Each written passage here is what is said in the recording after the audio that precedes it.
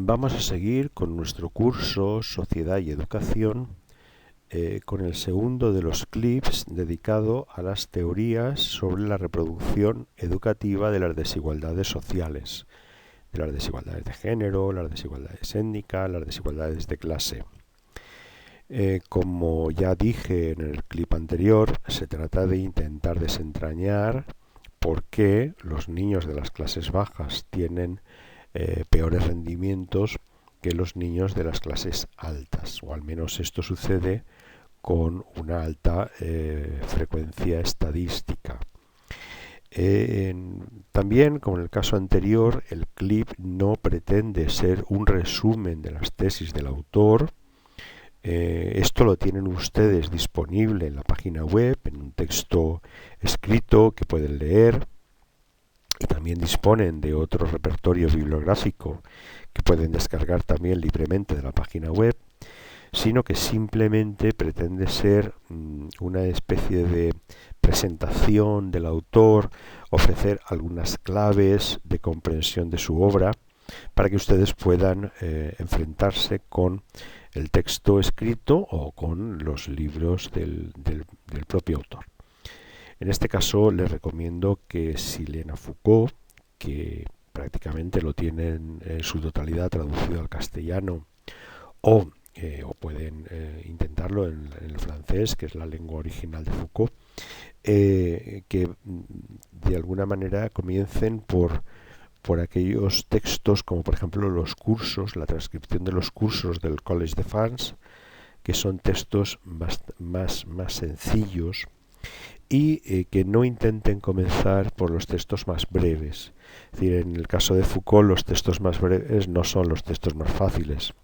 Por ejemplo, la historia de la sexualidad, que en la edición castellana tiene 3 volúmenes, pues aparece como un texto más fácil de leer que, por ejemplo, El orden del discurso, que es un librito muy breve, pero realmente de una mayor complejidad, de una mayor síntesis teórica y por ello de una mayor complejidad.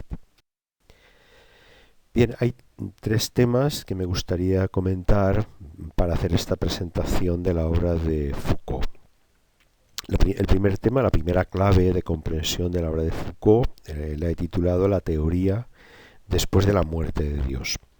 El segundo, la arqueología, y el tercero, la sospecha. Bien, la teoría después de la muerte de Dios, este enunciado lo que quiere sugerir es una reflexión sobre el concepto teoría. La palabra teoría es muy habitual y muchas veces de alguna manera la usamos con una cierta trivialidad. En el ámbito de las disciplinas científicas, una teoría es un cuerpo conceptual que aspira a ser, por así decir, verdadero, pero verdadero en toda circunstancia, es decir, lo que Kant denominaba universal y necesario. Etimológicamente, la palabra teoría viene del griego theos, que significa Dios, y equivale a la visión de Dios o la contemplación de Dios, o la contemplación desde el punto de vista de Dios. Este sería el significado del término teoría. Es decir, las cosas tal y como las vería Dios, es decir, con absoluta claridad, con total conocimiento. En las religiones a Dios siempre se le atribuye un carácter omnisciente, por así decirlo, sabe todo, y una teoría, en la medida que sería verdadera, pues sería un fragmento, podríamos entender que sería como una especie de fragmento de la mente divina, de lo que Dios sabría del mundo, ¿no? Esta sería la acepción, por así decir, clásica. Bien, ustedes saben que un tópico de la filosofía del siglo XIX es la muerte de Dios, formulado clásicamente por Nietzsche a finales del siglo XIX, pero también en otro sentido por Hegel a comienzos del siglo XIX. Dios ha muerto, proclamaba Nietzsche, y nosotros incluso lo hemos matado, decía, completaba la frase de este modo, ¿no? Bien, ¿Qué significa la muerte de Dios en Nietzsche? Pues significa que, en definitiva, por así decir, Nietzsche advierte una cierta contradicción entre este esfuerzo por averiguar la razón, por reconstruir, por buscar la verdad, y por otra parte, esta presencia, esta figura paternal, que de alguna manera continuaría limitando el propio pensamiento. Es decir, hay que pensar, por así decir, contra Dios, porque de lo contrario, pues seguiríamos en un pensamiento, digamos así, religioso. Si quieren expresarlo de otra manera, la filosofía o la ciencia que pretendían sustituir las doctrinas religiosas, las doctrinas, tanto el politeísmo como el monoteísmo, al final acabarían, por así decir, cayendo,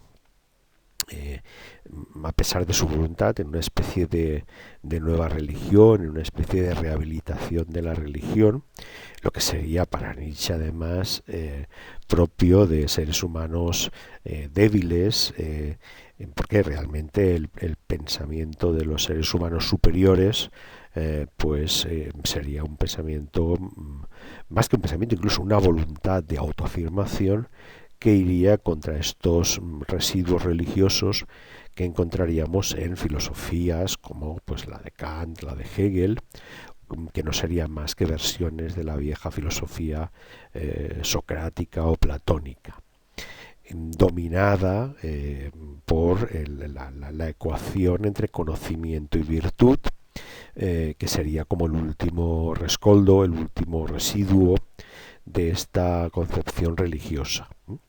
Pensar, en definitiva, es una afirmación que no se sujeta a esta ecuación del conocimiento. Y la verdad que está, como decía Nietzsche, más allá del bien y del mal. Bien, no quiero extenderme comentando la obra de Nietzsche. Tienen ustedes seguro muchas fuentes de información en Internet.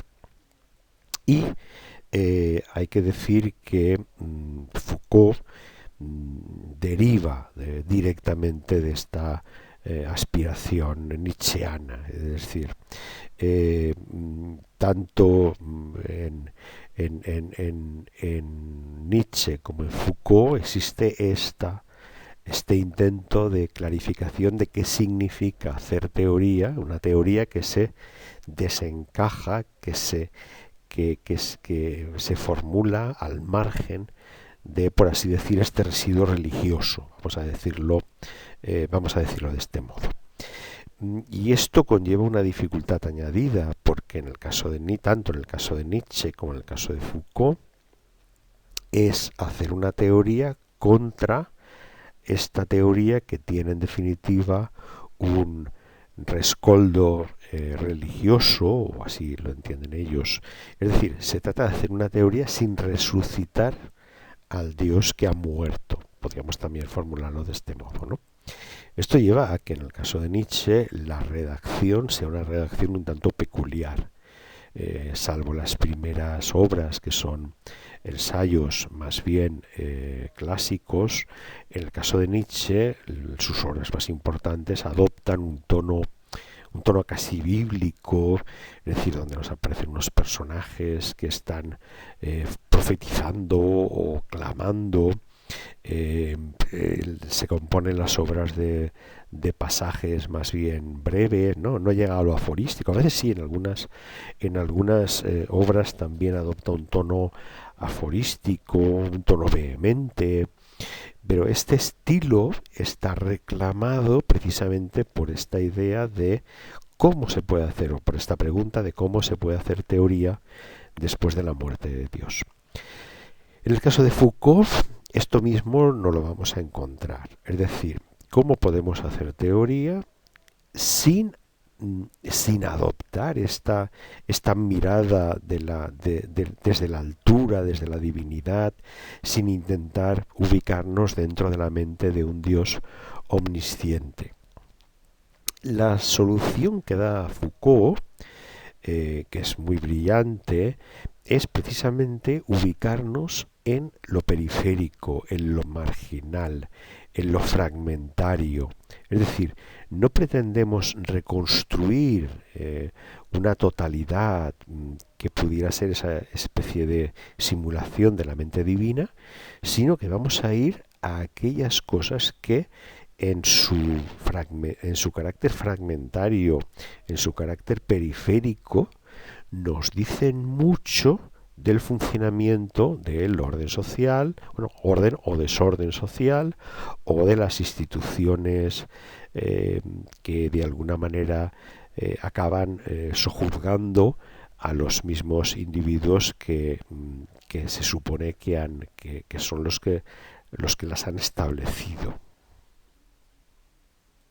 Por eso esta voluntad de no reproducir la mente divina, de no alcanzar la totalidad, este sería un concepto, el concepto totalidad, que asociamos con la filosofía de Hegel, está en las antípodas del concepto de lo fragmentario que caracterizaría en este caso a Foucault, podríamos también entender a Nietzsche, ¿no? Por eso, huyendo de una concepción de la historia como un saber, por decirlo así, que intenta reconstruir la totalidad en clara crítica a obras como la Fenomenología del Espíritu de Hegel, Foucault utiliza el concepto arqueología. Entonces piensen que la arqueología es la ciencia de investigación del pasado, pero antes de que dispongamos del lenguaje, de la historia escrita, podríamos decir del logos en términos griegos, de la razón. Es decir, los arqueólogos o las arqueólogas, la gente que practica la arqueología, siempre se basa en lo fragmentario, pero lo fragmentario sumamente significativo. Esta es la perspectiva de Foucault. Es decir, apliquemos esta búsqueda a partir de lo fragmentario, pero también a los saberes, a las disciplinas, a los cuerpos teóricos, a los fragmentos, como dice él, discursivos, ya sea una ciencia, un libro, una conferencia, lo que sea. Esta especie de arqueología del saber es lo que él pretende hacer. Después advertirá, y esto lo tienen más desarrollado en los apuntes que tiene en la página web, que esta arqueología de los saberes es indisociable del análisis de los poderes, y comenzará a denominar a su obra genealogía o un esfuerzo genealógico, que es un término que retoma de la genealogía de la moral de Nietzsche. Por eso lo que tenemos delante es un intento de, por así decir, subvertir los procedimientos habituales e instalarnos en una sospecha. Es decir, Foucault, como buen heredero de Nietzsche, pertenece al grupo, digamos, a los discípulos de las filosofías de la sospecha, que se suele identificar tradicionalmente con las obras de Marx, Nietzsche y Freud, es decir, los autores que nos desvelan que lo real no es como se presenta, no es lo que aparece, ¿no? Bien, esta perspectiva es muy interesante referida a los estudios educativos, porque los estudios educativos tradicionalmente soslayan lo fragmentario, soslayan lo periférico. Es decir, ustedes pueden leer muchísima bibliografía educativa, muchísimos libros de didáctica o de pedagogía, y verán que elementos reales y presentes en la vida del aula, pues por ejemplo como el aburrimiento, los enamoramientos, las sanciones, las penalizaciones, la monotonía, no son tratados, es decir, no son tratados, ¿no? la perspectiva Foucaultiana más o menos nos diría, bueno, ¿dónde aprendemos más? Plantearía cuestiones como ¿dónde aprendemos más de cómo funciona una escuela? ¿Leyendo el proyecto de centro, las normativas? O, por ejemplo, repasando los expedientes sancionadores a los alumnos que son penalizados por indisciplina.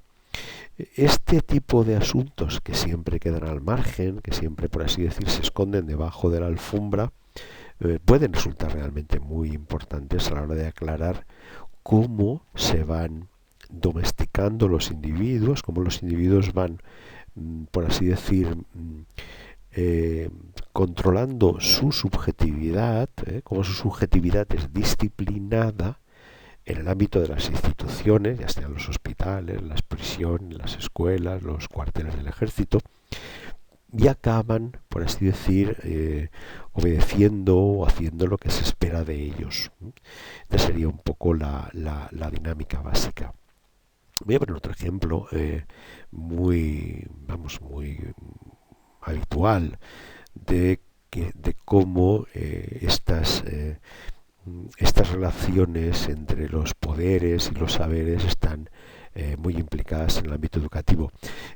Si un profesor, una profesora, un maestro, una maestra manda unos deberes a sus niños, unas tareas para el día siguiente a sus estudiantes, a sus alumnos, y cuando al otro día pregunta por los deberes, por los problemas, los ejercicios que haya planteado, si un niño le dice que no los ha hecho, inmediatamente la pregunta es ¿por qué no lo has hecho?